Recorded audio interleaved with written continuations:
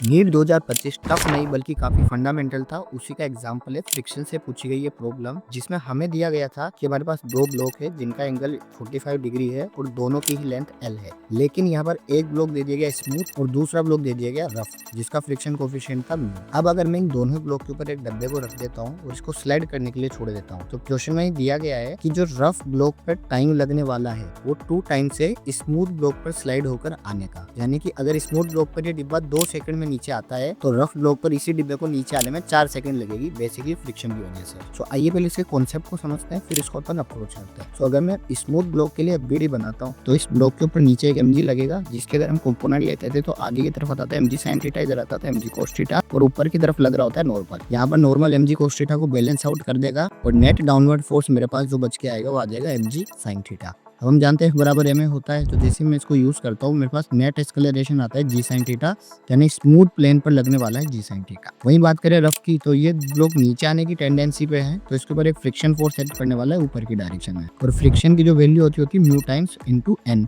यहाँ पर नॉर्मल हमारा mg cos थीटा के बराबर होगा,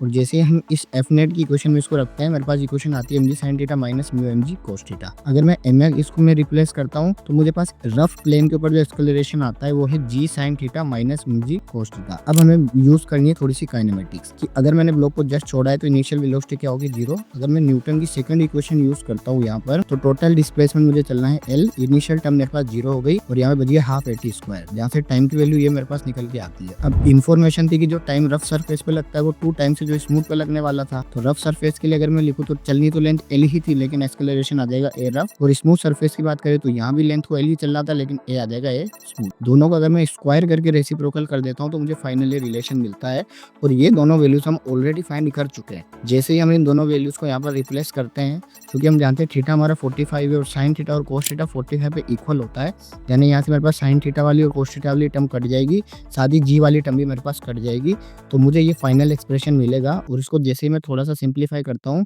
म्यू की फाइनल वैल्यू मेरे पास आ जाती है 0.75।